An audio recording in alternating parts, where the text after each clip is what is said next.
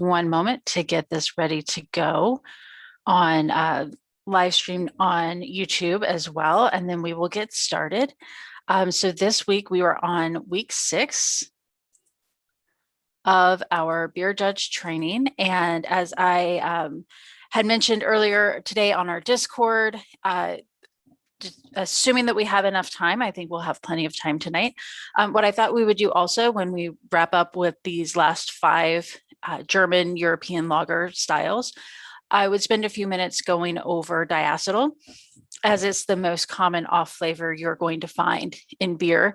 And as a beer judge, if you're studying for any level of the Cicerone certification program, you're going to want to know about diacetyl and know some ways that you can perceive it. And also when you do perceive it, how that can be remedied.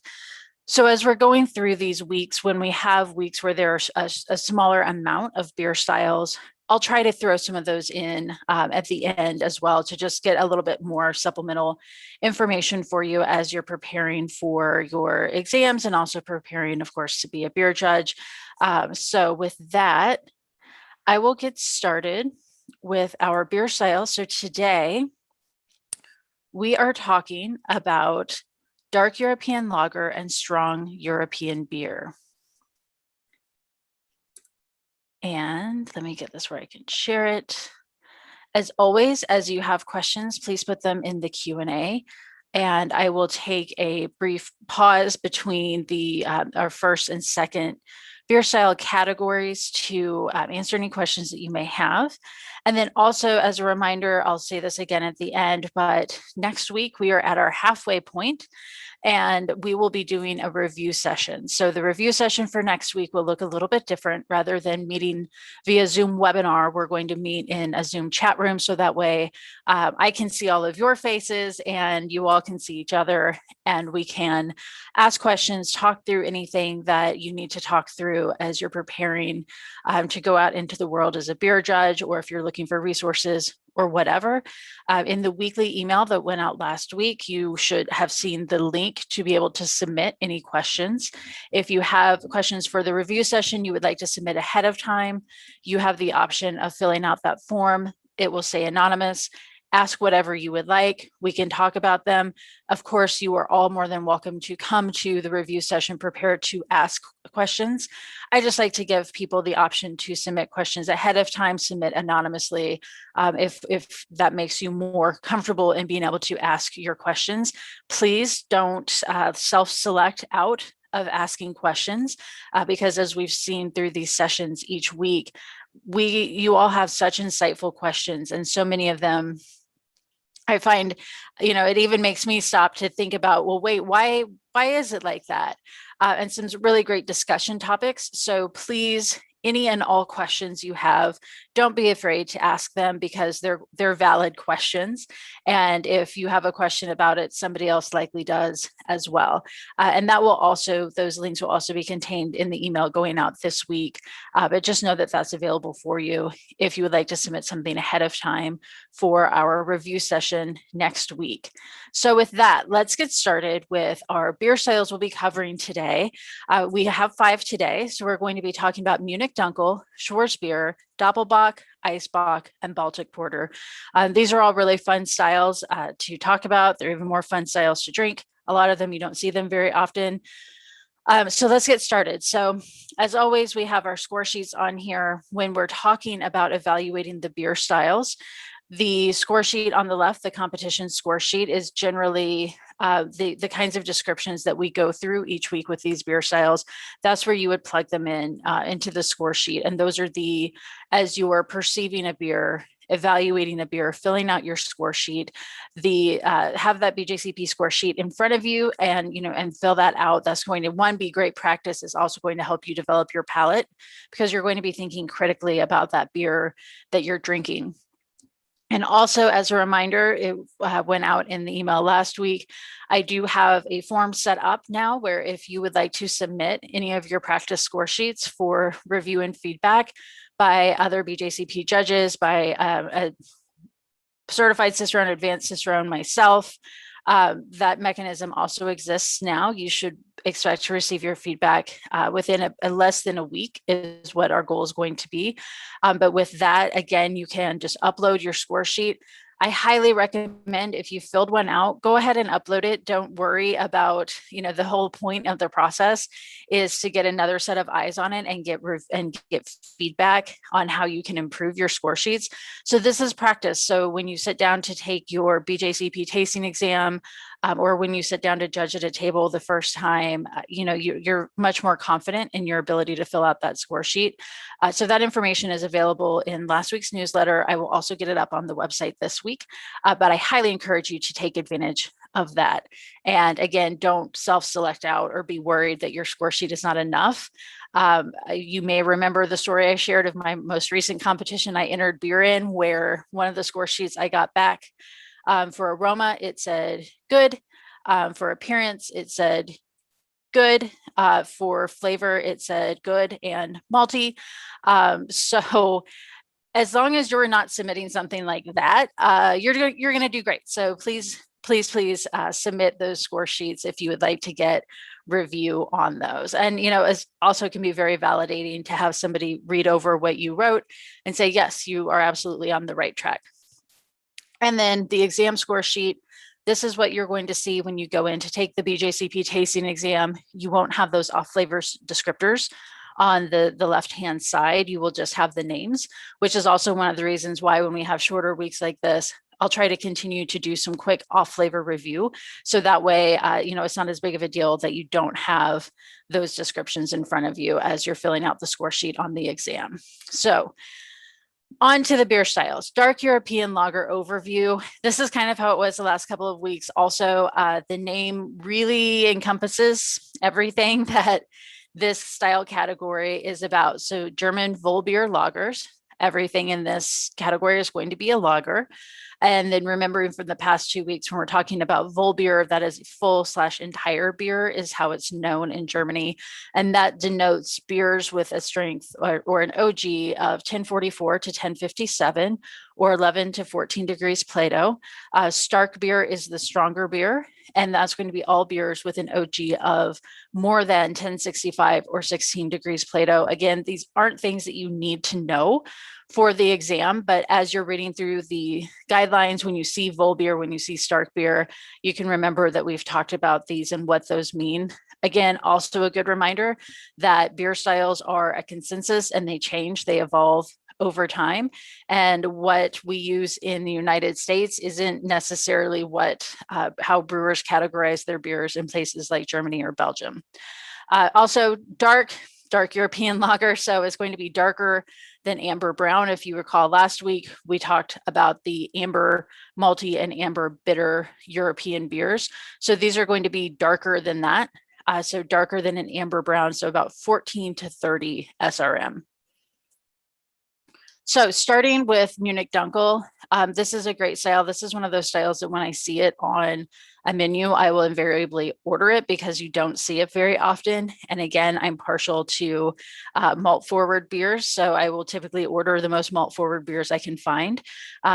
Again, all of this information comes straight from the BJCP guidelines. So the overall impression is straight from the BJCP guidelines, characterized by depth, richness, and complexity typical of darker Munich malts with the accompanying Maillard products. Again, the ranges, don't worry about memorizing those. You have better uses of your time when you're preparing for an exam.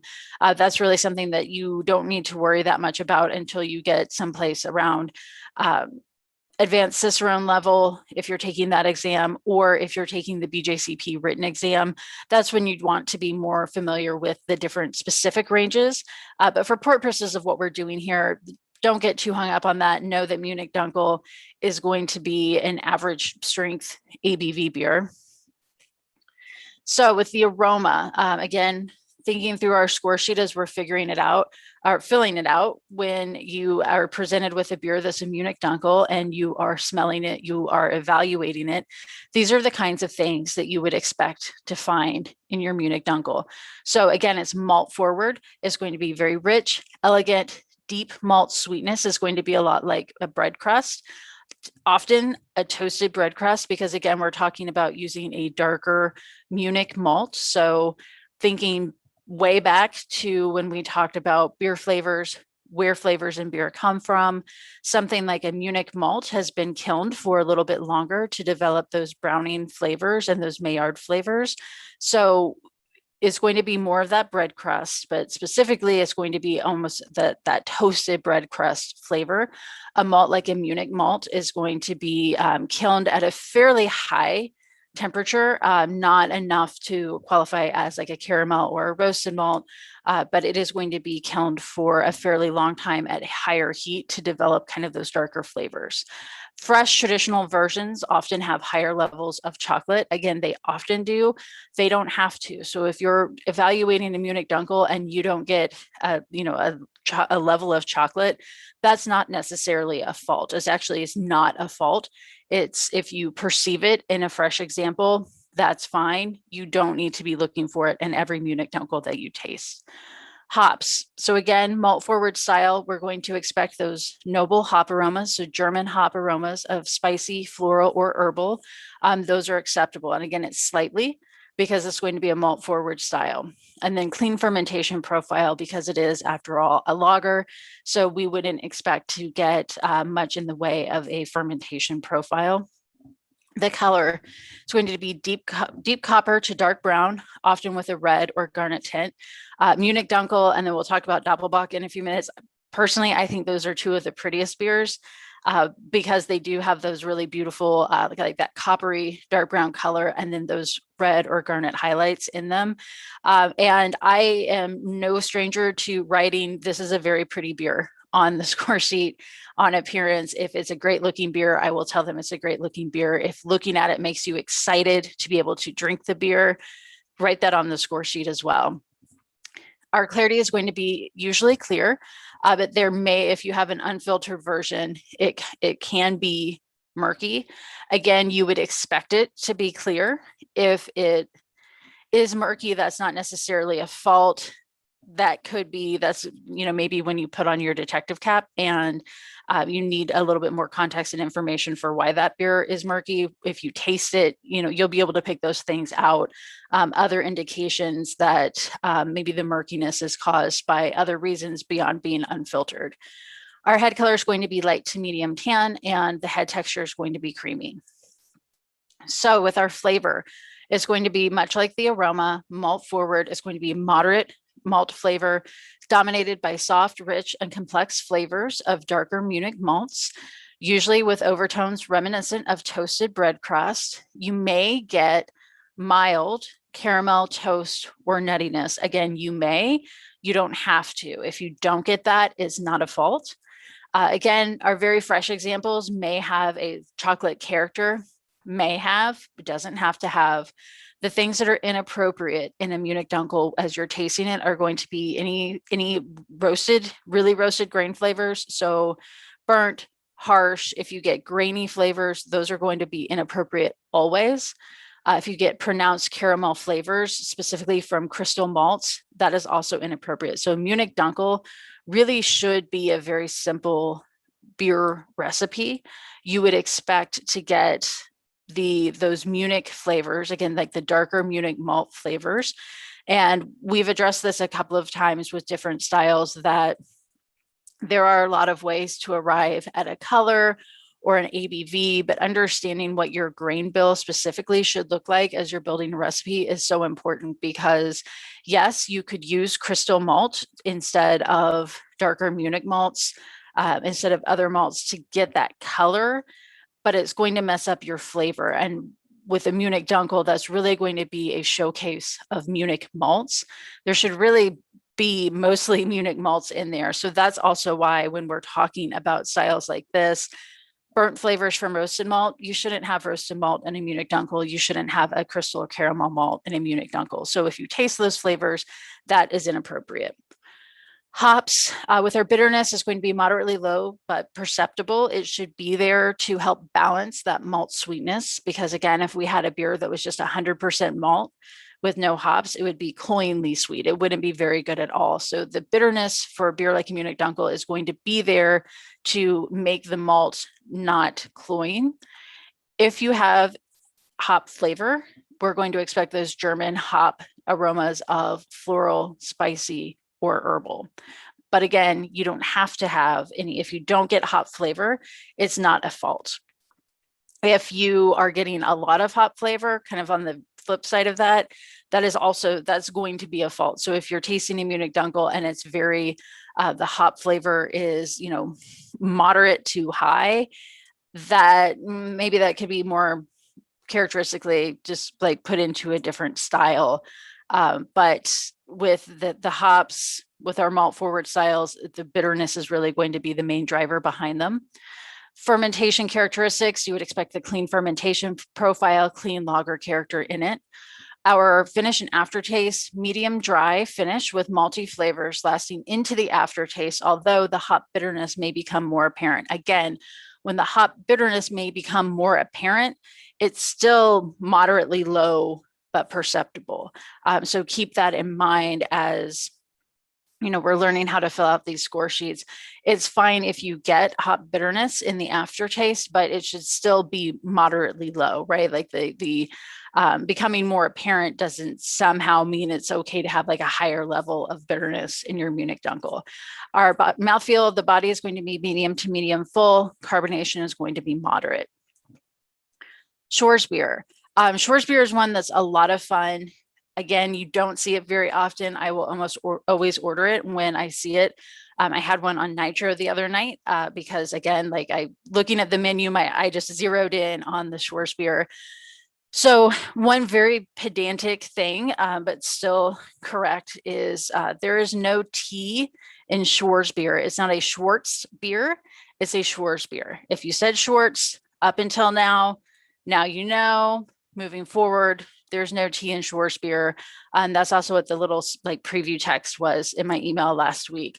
There's no T emoji in Schwarzbier. So you will still see like Devil's Backbone calls their Schwarzbier as the name of it. But yeah, I just like to throw that out there because it's kind of a little bit of those just like one nail on a chalkboard. If I hear somebody say Schwarzbier instead of Schwarzbier. Anyway, enough about that. No T in Schwarzbier. It's going to be a dark German lager that balances roasted yet smooth malt flavors with moderate hop bitterness. So Schwarzbier is a really interesting one because it's sort of like a baby imperial stout in that you're going to have some of those nice roasted flavors, but you're also going to have a good amount of hop bitterness. And so it's just a really interesting style overall. And again, you don't see them very often. I wish that you did because I think that having that balance of roast with bitterness is a really interesting combination that's not always super easy to do well. But Schwarzbier does a really great job of kind of marrying those two components that don't sound like they would go together. So for our aroma, it's going to be low to moderate malt, and it can be clean and neutral, or it can be moderately rich and bready. So this is another style that's also a lot of fun to judge because, clean and neutral to rich and bready are, that's a fairly wide interpretation within that of what a Schwarzbier can be. You may have a hint of dark caramel, and if the roast character should be somewhat dark chocolate.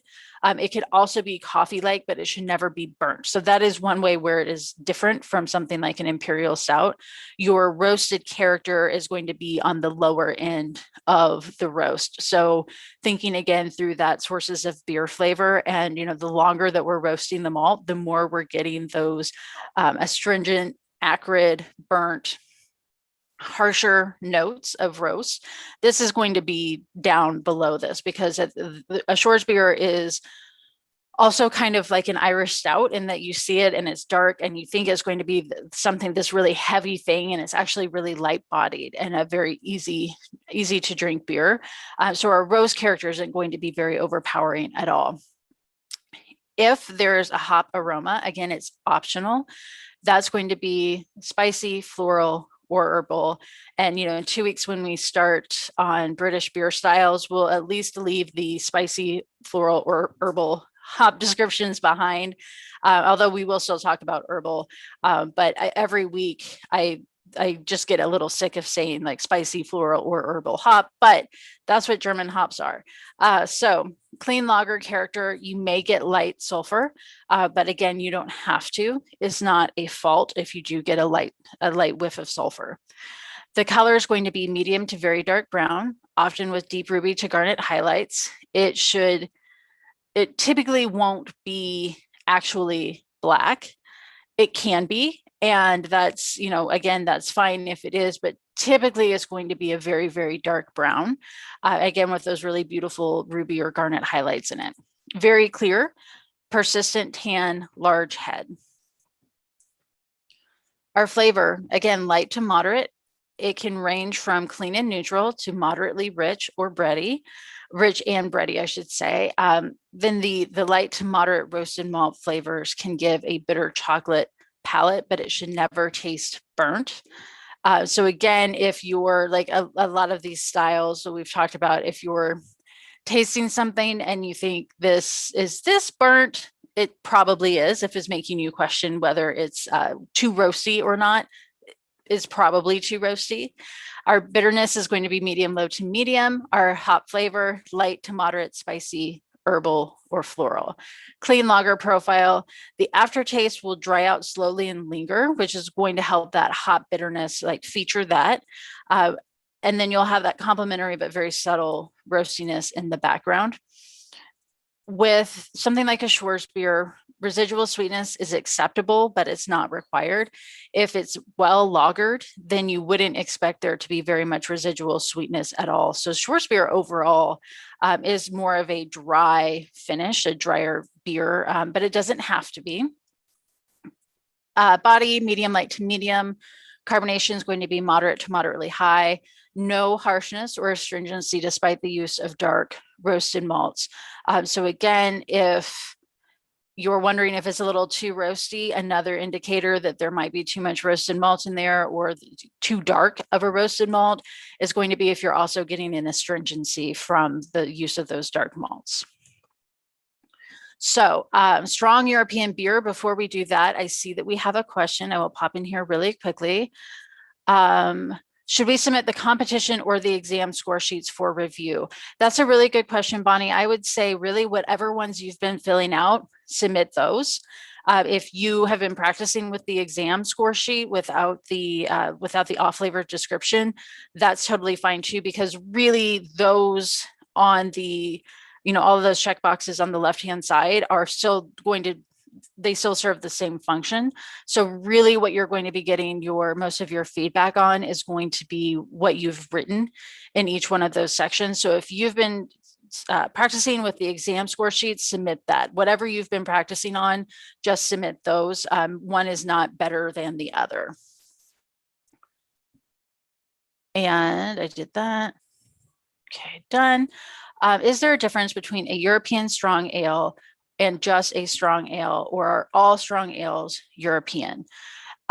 This is also a good question. We will talk about other strong ales. So for instance, there's a style called American strong ale. So yes, there is a difference between European strong ale and something like an American strong ale. Really, the alcohol level is going to determine what is a strong ale and what isn't. And yeah, so we will get through, as we work our way through the styles, there will be other beers that you, actually, I think in the American, I don't remember what they call it, but there's another, I think it might be like American strong ale category. But yeah, everybody has gotten really good at making high ABV beers, no matter where they brewed. So yeah, I think that's a really good question, Cindy. And as we go through the styles, we will talk about other strong beers. So that was a very long way to answer that no, all strong ales are not solely European. Okay, for the score sheet, should we target popular beers that are more common for practice, or does it matter? I would say that for me as a grader in looking over score sheets, if you can tell me on your score sheet if this is like Sierra Nevada Pale Ale, that's great. If you write American Pale Ale, that's great too. What we're going to be looking at when we're reviewing your score sheets is really how specific are your descriptions. Are you hitting the aroma? You're with the aroma. Are you hitting malt and hops and fermentation characteristics?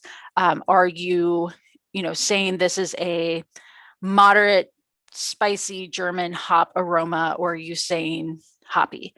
So yeah, to me, it doesn't matter as much. I would say whatever beer you have in front of you is completely fine to evaluate and complete a score sheet for. And one of the other things that we will be doing, hopefully with some of the people who have offered or who have volunteered to look over score sheets, is if, they may say, hey, we're going to do California Common this Friday. So everybody grab a California Common if you're available, and we'll just talk through it and talk through the style and fill out a score sheet, something like that. So the actual beer that you are evaluating is not nearly as important as how you are describing it. Okay, so how do you determine if dark beers are clear? This is a really good question too.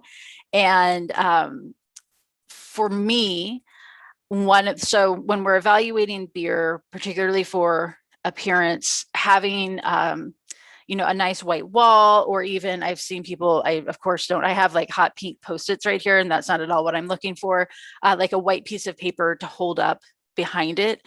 What I like to do as well, so one, evaluating beers against a consistent background that's hopefully neutral in color. Best case, it's a nice like white background so you can really see the beer. One way that I will also evaluate a dark beer for clarity is to hold it up and look under it into the glass. That will give you an idea of what the clarity is. And, generally, if most, no, that's not at all. Let me just start over with that. With even with dark beers, you will still be able to tell by looking at it, if it's clear. You're not going to have brilliant clarity, because brilliant clarity is something that's really reserved for very light colored beers. But you will still be able to tell if a beer is murky or if it has good clarity. And I know some people, when they will evaluate darker beers for clarity, the other thing they might do is turn their flashlight on their phone and put the beer on top of it, or hold the beer up to it, or look through it. So there are a few different ways that you can do that. One other way that I will do, it's particularly with darker beers to help assess clarity, is something kind of borrowed from the wine world, where I will just tilt the glass, and again, tilt it enough so the beer is kind of on an angle, and I can get, a little bit of that edge of the beer, like where the beer is meeting the glass, and look down at it. And that will also help me assess the clarity. So there's a few ways to assess darker beers for clarity. But when we're also talking about something like clarity, yes, is really for darker beers is also going to be, is it murky? Is there particulate? I've seen some really murky, like Munich Dunkels, for example. So also practice, the more you practice evaluating beers, the more you'll get comfortable evaluating a darker beer for clarity. So strong European beer. These are going to be more strongly flavored and higher alcohol lagers from Germany and the Baltic region. Most are dark, but pale versions do exist. So we have a pale version of Doppelbock, which we'll talk about in a moment. And then the other thing I wanted to say, this is going back to the question about strong ales or strong beers and where they are. So it's really interesting to look through, particularly the BJCP guidelines. The Brewers Association guidelines are very similar as well, where, again, it's groups of guys who've gotten together and described these beers and put them into a framework that makes the most sense. And it makes the most sense for the time. So you might remember last week, we also talked about Keller beer and how that's kind of a weird call, because Keller beer is more of a serving method than an actual beer style. So this is another thing to keep in mind too. When the BJCP comes out with their next round of guidelines, maybe all beer styles that are above 8% or, go up to 12% or over 10%, maybe all of those will be grouped into one category called strong beer. So it can definitely change over time. Strong European beer, when we get to Baltic Porter, that's kind of where Baltic Porter fits into it for me, because personally, I feel like Baltic Porter is kind of a weird one to include in this section, but I also don't know where else it would fit. So enough with my editorializing on beer style guidelines, and we will talk about Doppelbock. So Doppelbock is one of my favorite styles. There are a ton of really good examples out there. It's a strong, rich, very malty German lager that can have both pale and dark variants. So an interesting thing about Doppelbock that I was thinking about as I was getting these slides ready is, for a lot of styles where a pale and a dark version exists, it will be broken down between, if we've got, for example, Saison, you can have a pale Saison, you can have a dark Saison. So with Saison, it will say pale Saisons should be these SRM or this SRM range. Dark Saison should be this SRM range. But with Doppelbock, you don't get that. It says it can be 6 to 25. So that can be a kind of a light amber, dark gold, all the way to very brown, very dark brown, getting close to being almost black. And if you judge Doppelbocks and you don't have, somebody doesn't say this is pale or this is dark, you have some that are kind of in the middle that I guess you don't necessarily have to try to figure out which, if they're supposed to be pale or if they're supposed to be dark. But Doppelbock is just one of those interesting examples where other places in the guidelines, they will specifically tell you what the SRM ranges should be when there can be 2 or more different variants, and they don't do that with Doppelbock. So another thing to point out with Doppelbock for commercial examples, and this is extremely helpful for anybody studying for Cicerone, not as much for BJCP, but the ATOR at the end of a Doppelbock is a naming convention. It's not a law, but that's why you have like Celebrator, Salvator, Optimator, Troganator. It's just a naming convention for Doppelbocks. Again, if you have a Doppelbock, you can name it whatever you like. It doesn't have to end with ATOR. The beer guideline police aren't going to show up and give you a fine for that. But it began with Polliner Brewing in Germany. They had their Salvator beer, which is their Doppelbock. So Doppelbock is also known as liquid bread because the monks, specifically the Polliner monks, found this cool workaround for Lent when they were fasting. They're fasting, but they could drink beer, so they made Doppelbock, and it was dubbed liquid bread because it was great PR of, this is very nutritious, it's very filling, it's like bread but it's liquid, so we can have it during Lent. And as it was gaining in popularity, all of these other breweries started making this, making a Doppelbock style. Doppelbock was not the name of it at the time, and they were calling it Salvator. And then Polliner was like, hey, no, that's our name. And so it switched, Doppelbock became the name of the style rather than Salvator. But as breweries were switching, they were starting to name all of their Doppelbocks with that ATOR suffix. So Celebrator, Optimator, just fun history. It's very helpful for things like any level of the Cicerone program where you need to know commercial examples, or where you may get asked questions about beer styles, specifically commercial examples. If you see an ATOR, that's more than likely going to be a Doppelbock.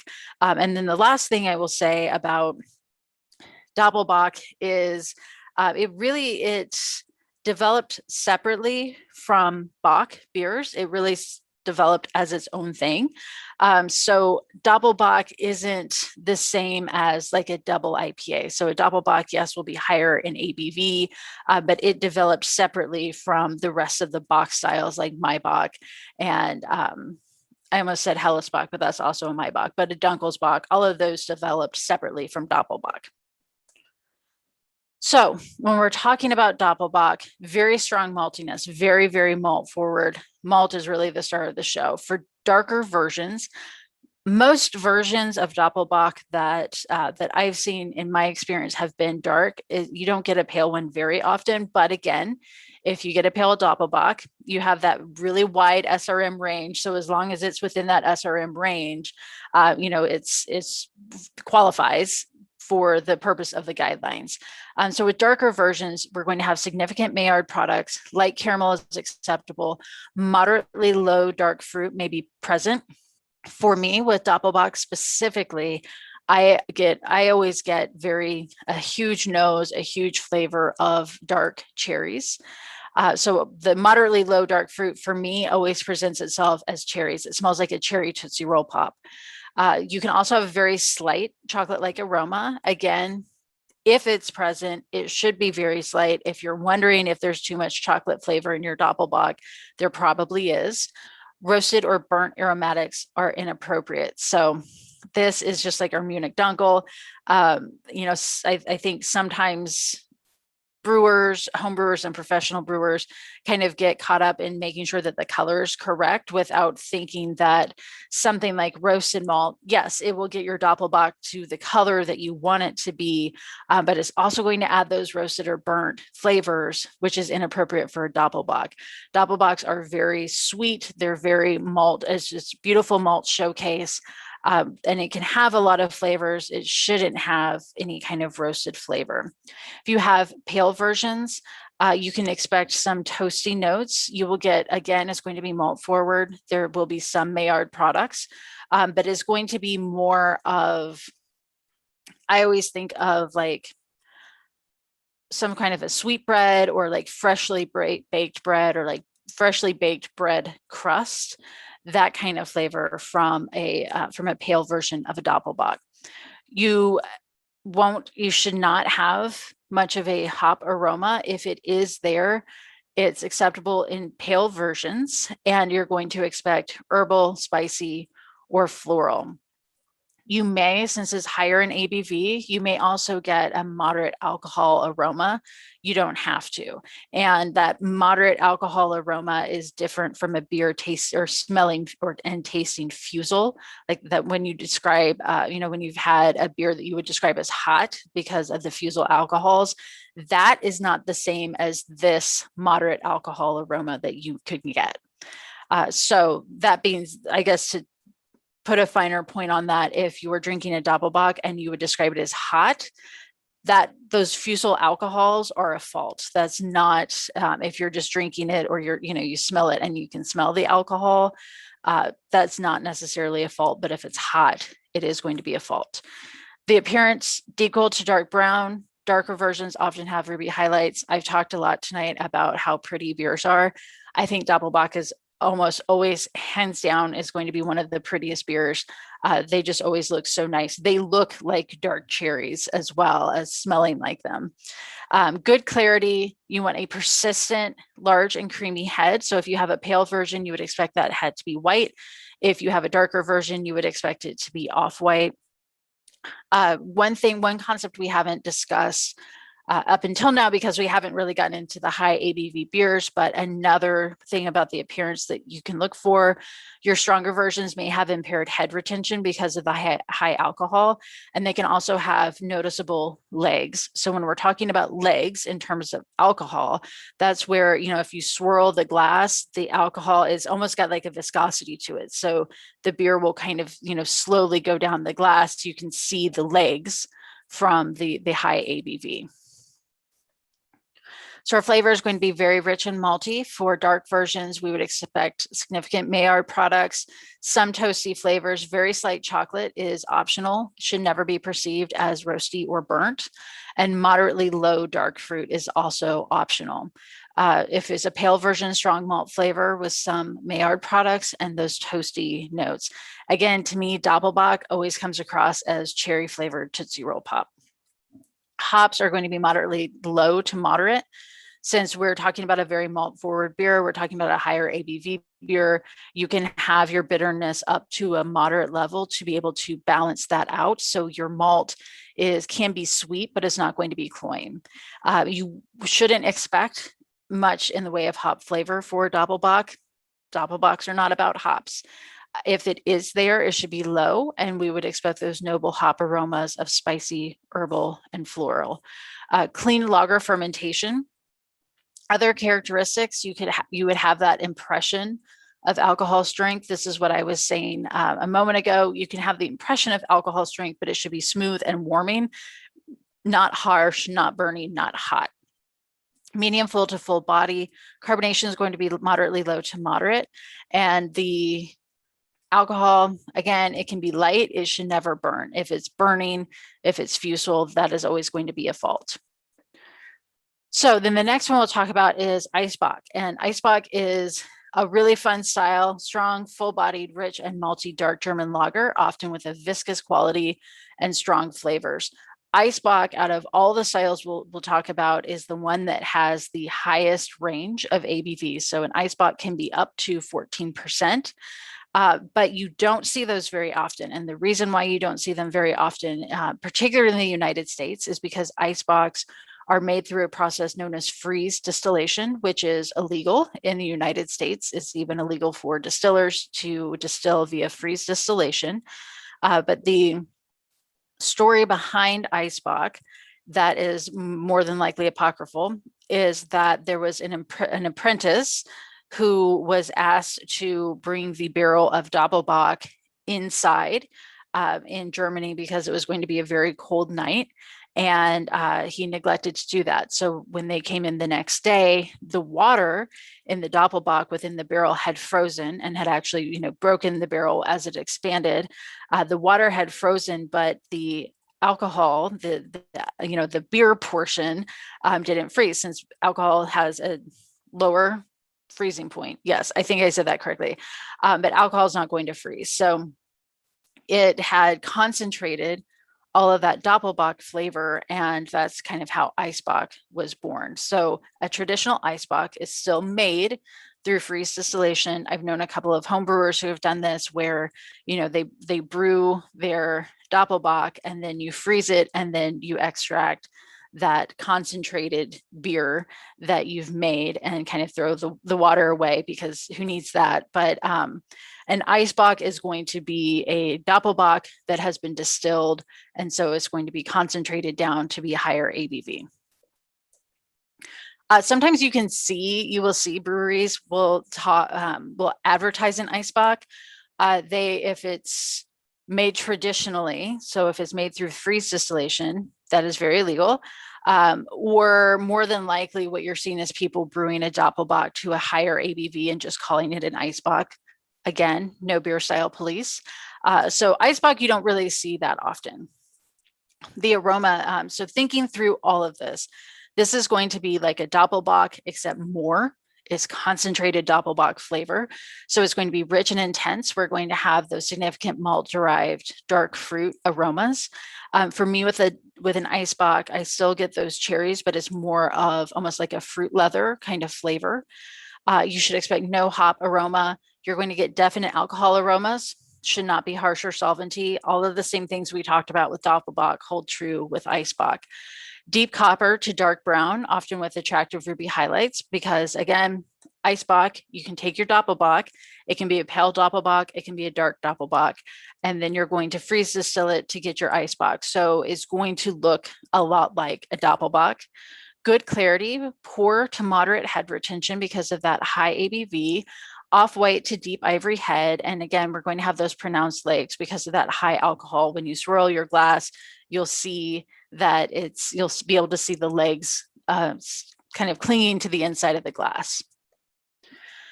For our flavor, we can have Maillard products that are going to be toasty. You can have some caramel, occasionally a slight chocolate flavor. You can have significant dark fruit flavors. But again, since we're taking a Doppelbock and making it stronger, you shouldn't have any kind of roasted flavor in an Eisbock.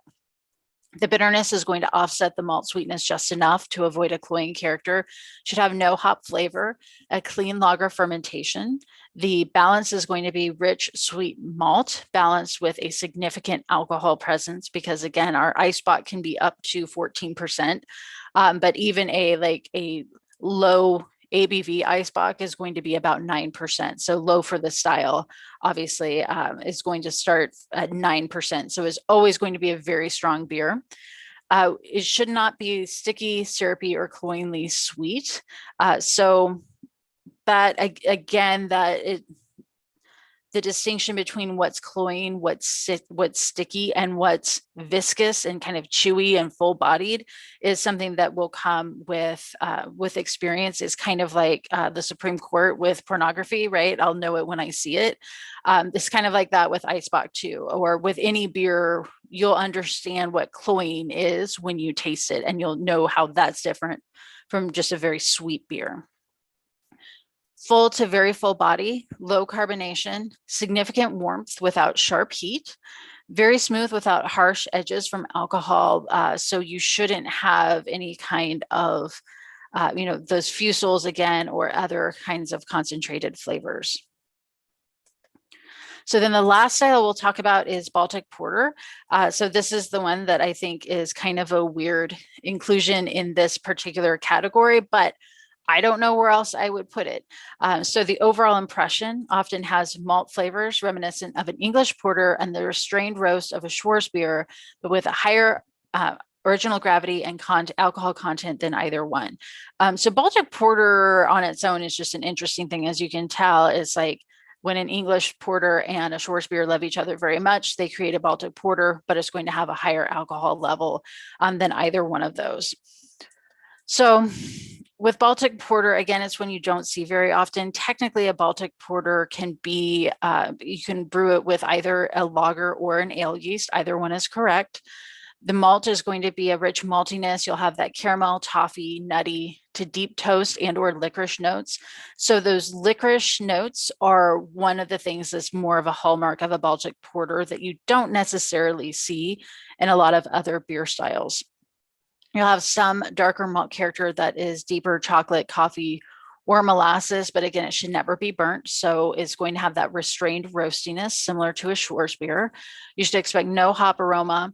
With the fermentation, this is going to be kind of where that English porter part of the porter comes into play. You're going to get those fruity esters of plums, prunes, raisins, cherries, currants. It may also sometimes have that Venice port-like quality to it, but again, it doesn't have to. But you would expect with a Baltic Porter to have those dark fruit, kind of dark stone fruit, malt flavors malt flavors, fermentation flavors. The appearance is going to be dark reddish copper to opaque dark brown, should not be black. It can be clear, although darker versions can also be opaque, and we'll have that persistent tan thick head for a Baltic Porter. So with the flavor, it's, again, we can have a range of caramel, toffee, nutty, molasses, and or licorice complexity.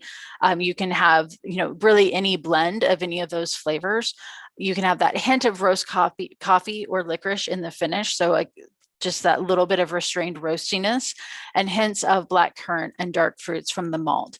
So for the hops, the bitterness is going to be medium low to medium. Again, we're going to have enough there to be able to support those malt flavors.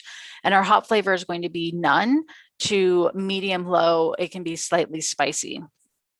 Clean fermentation character, you may get, the rich malt sweetness with a complex blend of deep malt, dried fruit esters, and alcohol. So Baltic Porter is a really interesting beer. And I feel like if I were given one on like a blind panel, I would be very confused. Like it would take me a while to get to maybe this is just a Baltic Porter, because I feel like I would be picking out, but it kind of has the English Porter, but then it's kind of roasty. So hopefully I don't see one on an exam where I have to do a blind tasting.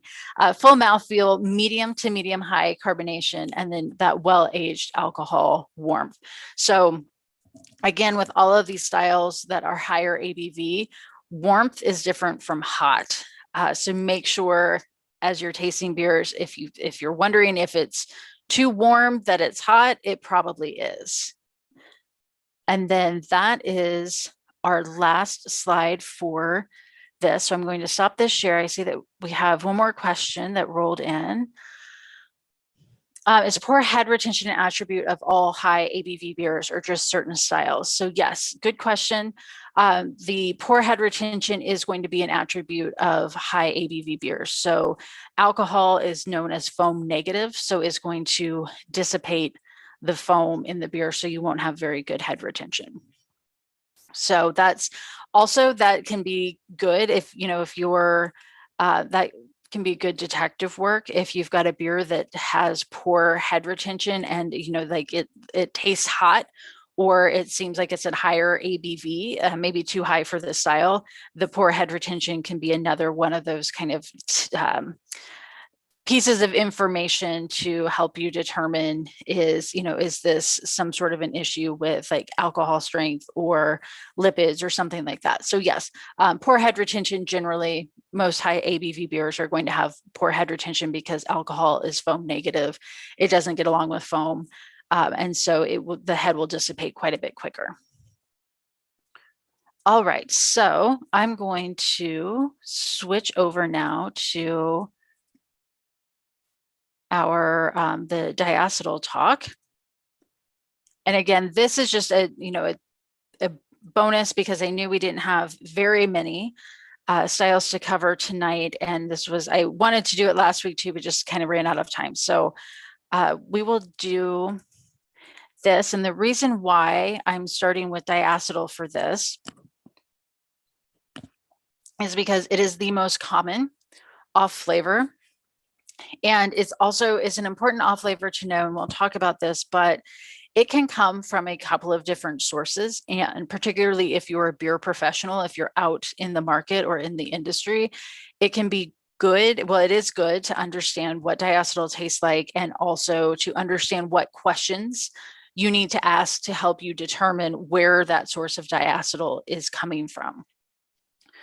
So with diacetyl, and this is another one, this is kind of like when I teach people about beer clean glassware and how to recognize a dirty glass. Once you pick up diacetyl and you learn what it tastes like, you're going to be sorely disappointed in all of the beers that you get served that have diacetyl in them, because there are a lot. And that's why it's the most commonly found. And that there's a lot of different reasons for that, but I will apologize in advance for helping contribute to you being disappointed with all of the beers you've paid money for that have diacetyl in them. So when we're talking about diacetyl, and we'll talk about this with all of our off flavors, there's a best assessment. There are flavors. It's not a one size fits all, it's one size fits most. That's why, going back to, I believe, our second week when we were talking about the different ways to perceive aroma, it's important to try that. Try those 5 different ways. So long sniff, short sniff, drive by, the covered swirl, and now I can't remember the other one, but it's in there and it will come to me later. But like the covered swirl and sniff, do those particularly when you're learning about off flavors. And if you're doing something like an off flavor kit, to figure out how you best perceive off flavors such as diacetyl, such as DMS. I know I've shared that I'm not very strong at detecting DMS, but rather than doing like a covered swirl, I do a covered swirl and then a drive by, but like back to front instead of side to side. And that's how I've learned to perceive DMS. So when we talk about these best assessments, if something like a short sniff doesn't work for you for perceiving diacetyl, that's fine. You're not tested on whether you can smell or perceive diacetyl the way most people can. Figure it out for yourself, what works for you. But the best assessment is going to be the short sniff. The flavor is movie theater popcorn, butterscotch. Butterscotch relief is very, very high. With diacetyl, you can also have a perceived slickness or oiliness in the mouthfeel. So when I was learning, about being able to perceive different off flavors in beer, I could get that slickness before I could actually like smell or taste diacetyl. I would be able to get it from the slickness or oiliness. Some people still don't get that. It all depends. So one of the things we'll also talk about in these, when we do these little one-offs, is the anosmia rate. So when we're talking about anosmia, that is known as smell blindness. So that is, if you are not able to like physically, genetically detect an off flavor or any kind of compound. For instance, I know that with beta ionone, that is a compound that smells like violets. 50% of the population is anosmic to that compound, meaning that they can't smell it. I know that I'm in that 50%, and it really makes me angry that there are people out there who can smell things that I can't smell. But it's genetic, and there's not going to be a way for me to learn how to smell that compound. But I say this because the anosmia rate for diacetyl is 8%, which means 92% of people can learn to perceive diacetyl. So I like to put that out there because if you're having trouble detecting diacetyl as you're learning about beer flavors, start with the presumption that you need more practice. Don't assume that you are anosmic. I've met plenty of people who say, I think I might just be anosmic to diacetyl because I can't smell it. And it's like, chances are you're not. Chances are you just need more practice in learning how to perceive it. And then again, once you do perceive it, you're going to perceive it in a bunch of different places. So just understand that when you're learning, particularly things like off flavors, how to detect different flavors in beer, it takes time, it takes practice. The first time I did an off flavored class, all I smelled was beer flavored beer, and I thought everybody around me was full of shit and was just making stuff up or saying things because they thought they were supposed to. That was how it was the second time I did off flavor training. By the third-ish time, I was kind of starting to be able to pick up things. But just know that it's going to take time and it's going to take practice. Don't assume that you're anosmic to any off flavor. Just assume that you need more practice with it, which is totally fine. So a couple of things to throw in there about diacetyl. This isn't something you're going to need to know for an exam, but it's kind of like that fake banana flavor, how that flavor is completely different from what bananas taste like now, which is also a very interesting story. But the reason why we say that diacetyl tastes like movie theater popcorn is because diacetyl used to be the flavor they added to movie theater popcorn to make it taste buttery. And that was the case up until I believe it was about the mid to late 80s when workers developed bronchiolitis obliterans from inhaling diacetyl. So if you've heard the term popcorn lung, it's called popcorn lung because inhaling diacetyl in those kinds of large levels can develop this lung issue if you're exposed to it for long periods of time. And people who are making movie theater popcorn were exposed to diacetyl and developed what's known as popcorn lung. In wine, diacetyl is produced during malolactic fermentation, which is why some white wines, such as Chardonnay, are described as buttery. So if you've got a buttery Chardonnay, you have a Chardonnay with a lot of diacetyl in it. It's the same compound that we're talking about. So I always like to kind of draw those two, connect those dots for people, because I know a lot of people, particularly if you're somebody who likes Chardonnay, one of the things you like about them is that buttery flavor. So that is also diacetyl that's produced during malolactic fermentation with wine. So this next part also, the vicinal diketones, VDKs, you're really not going to need to know this for like most levels of Cicerone, but I do like to include it because I like to give you the most complete information you can have. And so that way, sometimes people will, when they're talking about VDKs, what they're really talking about is diacetyl, vice versa. So VDKs, vicinal diketones, consist of diacetyl and 2,3-pentadione. And they those two are virtually indistinguishable from each other in chemical tests, which is why they're grouped together. So typically when people are talking about VDKs, so if you work in a brewery, you may have to do a VDK test on your beers.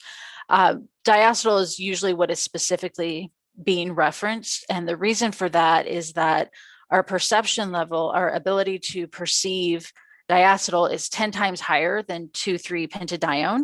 2,3-pentadione is nearly flavorless, but they're still grouped together as VDKs. So as you see VDKs, understand most of the time we're talking about diacetyl because that's what we're going to be able to perceive the most. And 2,3-pentadione is going to be mostly flavorless. So I just like to throw the VDK information in there. Again, you won't need to know that for something like your BJCP beer judging exam, but if you're doing something like an advanced Cicerone or even your written BJCP exam, understanding that this exists is helpful information to have. So now we're getting to the part of, you're working on a score sheet and you get diacetyl. So the first place we're going to find diacetyl is going to be derived from the yeast. So Saccharomyces yeast, that is ale yeast, that is lager yeast, they can produce diacetyl. What's happening is that the yeast is producing what's known as alpha acetolactate. That's a precursor to diacetyl, which leaches out of the yeast cell into the fermenting beer. Once it's into the fermenting beer, that alpha acetolactate then fairly quickly oxidizes into diacetyl. So it breaks down into diacetyl. If the yeast is active, it will clean that diacetyl back up and reduce it to the 2,3-pentadione. So it will reduce it to something that is flavorless. So that's if the yeast is still active. Overwhelmingly, the diacetyl that you're going to taste in homebrew competitions and pro competitions out in the wild and breweries is going to be diacetyl. Most of that is going to be because the yeast wasn't given enough time or it wasn't healthy enough to clean up that diacetyl. So yeast will clean up most of its byproducts from fermentation if it's given enough time and if it's healthy enough. So solutions to diacetyl in beer. This is the part of the score sheet, usually like in the overall impression, when let's say you've picked up diacetyl in the aroma, you've picked up diacetyl in the flavor. Now you need to give them feedback on, here's constructive criticism. Here's how you get rid of the diacetyl in your beer. You want to make sure that you're giving the yeast enough time to fully ferment and then clean up the fermentation byproducts. The temperature affects the breakdown of diacetyl. So increasing temperatures will encourage alpha acetolactate to break down.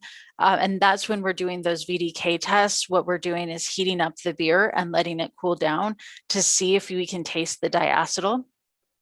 And if you can taste the diacetyl in that sample, then you know that your beer needs a little bit more time to complete fermentation. So for, overwhelmingly for most homebrew competitions, if you're judging one of those, the fermentation is going to be the issue. So this yeast-derived diacetyl, most of the time is going to be that the yeast wasn't given enough time to clean up. And when we talk about acetaldehyde, I will address that again, because diacetyl and acetaldehyde are the two that you will encounter the most often, and particularly with homebrew competitions. Again, not making assumptions about people's processes, but when you have a deadline by which you need to get your beers in, maybe that beer gets pulled off of the yeast a little bit sooner than it should have. And even the difference of 2 days could have made it a wonderful beer. So overwhelmingly, you're going to see rushed fermentations.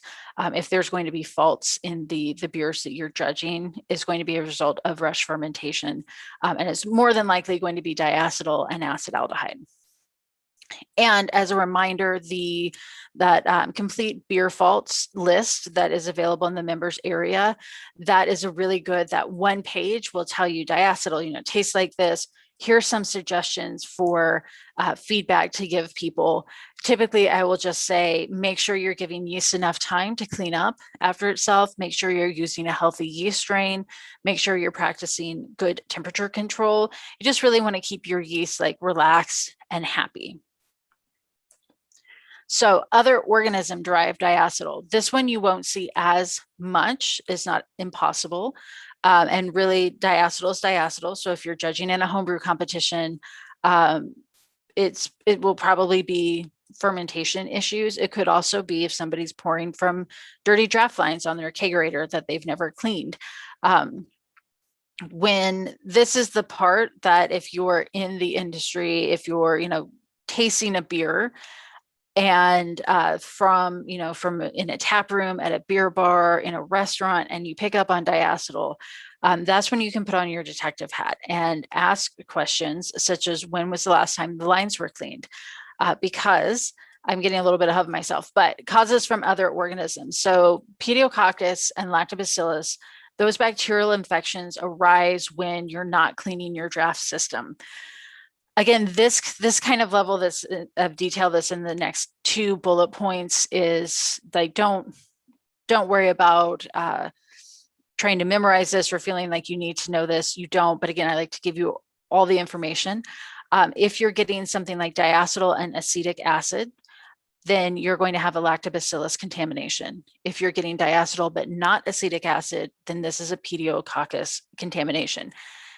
That is really splitting hairs, because if you're getting diacetyl because your draft lines are dirty, you've got a dirty draft line situation, and it really doesn't matter if it's lactobacillus or pediococcus. You've got gross, dirty draft lines that need to be cleaned. So draft cleaning solutions, right? Draft cleaning is not being done every 2 weeks. The system equipment is not being properly disassembled and hand cleaned. You have old beer lines, or you have improper cleaning procedures. And, when I've been out places before, and I've had this happen before when I worked in a beer bar, that we had a beer that had a really bad diacetyl problem in it. And the brewery, when we contacted them about it, insisted that it was just us, that nobody else had the same problem with it. But we also knew that our lines were cleaned regularly and had been recently cleaned before we put that beer on, which makes it far more likely that the diacetyl problem is in the beer. So, as a sensory detective out in the wild, if you taste diacetyl in the beer, that can be one of your very first questions, is, when were your draft lines cleaned? And if they were like, you clean draft lines, then you know that it's probably just dirty draft lines, as opposed to some sort of a rush or flawed fermentation. So our solutions to that are going to be regular draft line cleaning every 2 weeks, thoroughly cleaning beer faucets. The only other thing that I will say here is just more of an interesting note about diacetyl and pediococcus, is that pediococcus, as a bacteria, will create something in beer and also in people known as Sarcina sickness. In beer, when you're going through a mixed fermentation using pediococcus, that's when your beer will get really ropey. And if you've ever seen a beer being poured with Sarcina sickness, it is the weirdest looking thing in the world. That will eventually go away and the beer will be safe to drink. But another cause, or way that Sarcina sickness can happen to people, is through horses, and particularly in horse manure, that pediococcus can become airborne. So people can have Sarcina sickness as well. And when they were starting to figure out that Sarcina sickness, particularly around breweries, was making people sick, they initially thought it was because there were so many horses around and there was so much horse manure. So that actually sped up the rate at which brewing and the brewing industry picked up mechanization to get rid of the horses as quickly as possible, because they thought maybe the horses were what was causing the Sarcina sickness. You will probably never have to have that level of detail on any kind of an exam. It's just I guess a fun-ish story to share. So when we're talking about these off flavors, this is one of those areas where, if you're looking at Cicerone, I would say certified Cicerone and above, not so much for certified beer server. This is where at some point you are going to need to spend money on commercial flavors, commercial flavor standards, which, as throughout this, I really try to find free, low cost resources because there are so many out there. If you're studying for something like a Cicerone exam, at some point you're going to need to buy some kind of an off flavor kit or some kind of flavor standards. For something like BJCP, I don't think it's as necessary because to be able to move up within the BJCP ranks, you also have to have those experience points that are going to come mostly from judging. And so that's going to give you the experience you need, really. I think that doing off flavor standard training is great, even if you're an enthusiast and you're not planning to do BJCP or do Cicerone, you just want to know more about beer and beer flavor. So this is one of those places where it's going to cost some money if you want to really develop your palate for these off flavors, and also develop it in a way where it's kind of training wheels, right? So you're sitting down, you know that you're drinking a beer with an off flavor spike in it, and it's going to be probably a very neutral base for your beer. So it'll be something like an Amstel Light that's really going to highlight that off flavor. So I have some options here for you. The first one is the basic off flavor kit and tutored tasting webinar from Cicerone. That's going to be $149 USD. That comes with the top 6 most common off flavors that you find. Those are also the off flavors you will be tested on for the certified Cicerone exam. And one kit, each one of those flavor standards makes 1 liter of beer. So you can use that kit and get a group of people together and do that kit together, rather than trying to drink 6 liters of terrible tasting beer all on your own. Although I guess that's one way to like really learn what something like diacetyl tastes like if you have to sit down and drink an entire liter of it. You can also order if you're interested. So let's say that you know that you need a lot of practice with diacetyl. You can also order things like just a set of 10 diacetyl beer flavor standards from someplace like Aroxa. So Aroxa is the flavor standard company who Cicerone uses. So if you order that basic off flavor kit from Cicerone, you're actually getting an Aroxa kit that's been branded as Cicerone. Aroxa, Flavor Active, Siebel Institute, all 3 of those you can order, one group of off flavor standards. So you can go to Aroxa, you can buy 10 flavor standards that are all diacetyl. With Siebel Institute, what I like about their flavor standards is they have mix and match options. And I apologize that I don't have a hyperlink here because their website wasn't working when I looked at it today to try to get that link. But if you go to the Siebel Institute, you can go to their products and they offer kind of predetermined kits the same way that Cicerone has the basic off flavor kit, or they have a 6 or a 12 mix and match for a set price where you can go in and you can determine which flavor standards that you would like to buy. So then the last option I have is a DIY option. This comes with the very big caveat that if you are going for, certified Cicerone or above, at some point you need to invest in a commercial flavor standard kit. You're trying to do something that very few people in the world have accomplished. And you need to specifically train on those off flavors that you know will be the same off flavors on the exam. So at a certain point, I say, you really need to invest in that basic off flavor kit from Cicerone, because when you go in to take the exam, they will be using those exact same flavor standards from Aroxa. So that's a very big caveat. They are not a good replacement for commercial flavor standards. But if you're, if this is a general enthusiast thing, or if you want to get some practice before going all in on an expensive kit, but your DIY is to take something like a 12-ounce bottle of beer, something like Amstel Light is where I would start.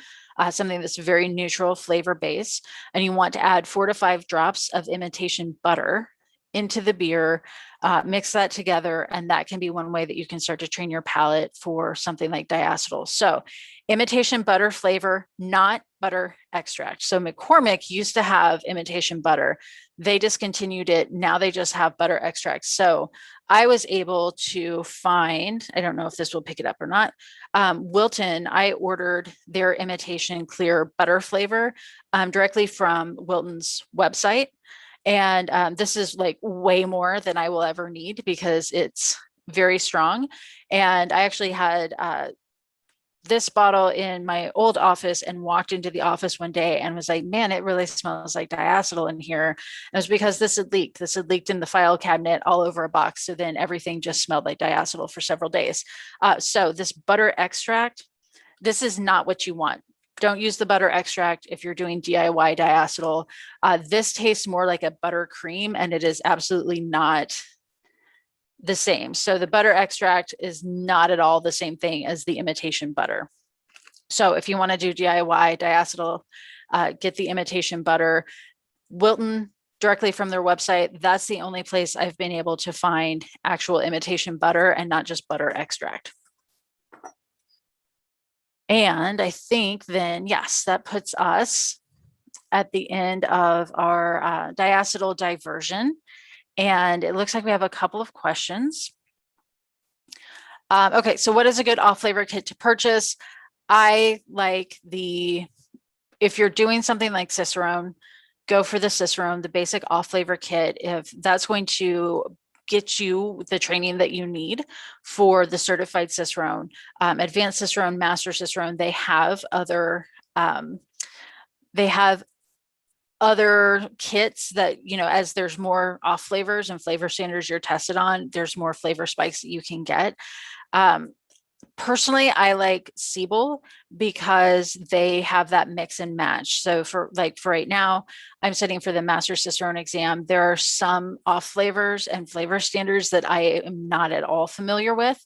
So I went into that mix and match 12 and got, 3 indole flavor spikes. So that way I can continue to test it.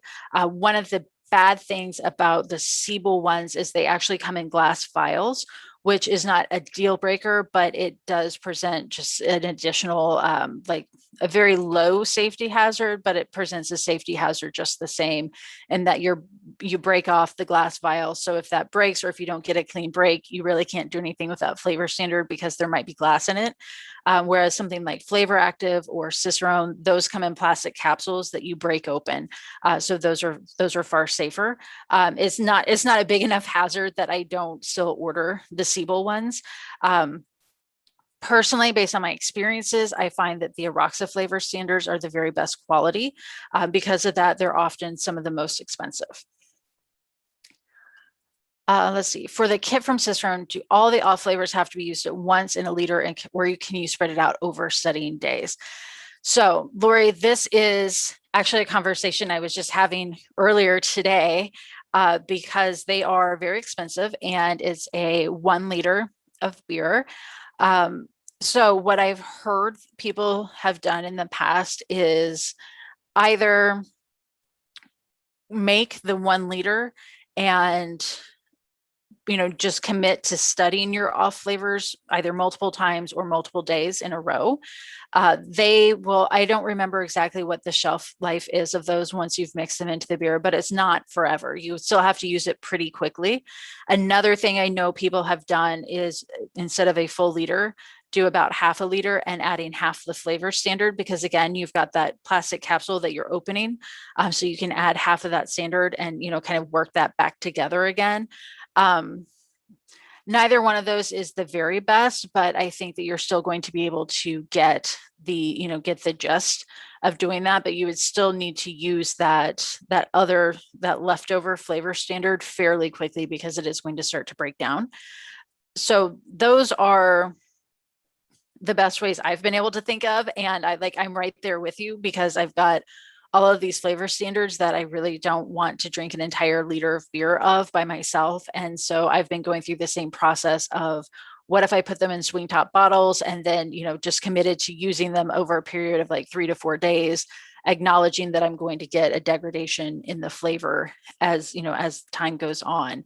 I have another couple of ways that I've been researching that could also be potential solutions when I kind of have that process down and whether it's going to be good or not. I will definitely be happy to share that with you all.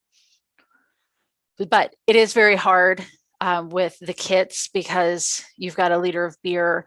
Another thing that I've done is I had a friend who was preparing for her advanced cicerone exam, and I was setting up the off flavor panel for her, and she just emailed, several of the breweries in the area to say, hey, we're doing this on this day at this time. If you want to come, you can. So, even something like that can be helpful. Or we've got, for our group, we have our Discord channel with the different regions in it.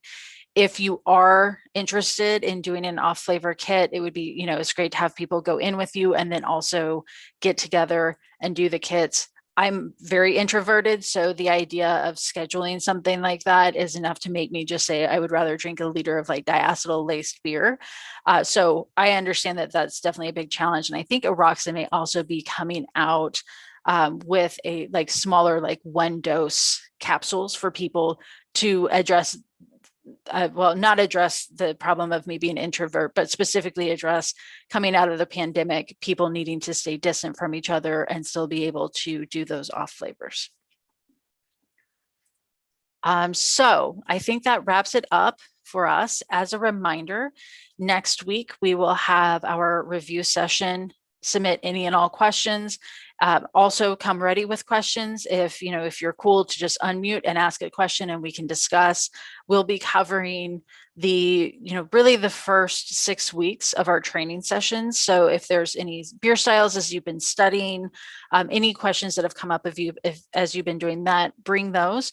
If you have more questions about the exams, judging, anything like that, please ask those, and just be aware that we will be on a regular Zooms. We'll have a different link next week that you will receive in the weekly email. And then I will also make sure to put that out on the Discord channel for everybody. So thank you everyone for joining tonight. And I hope you all have a great rest of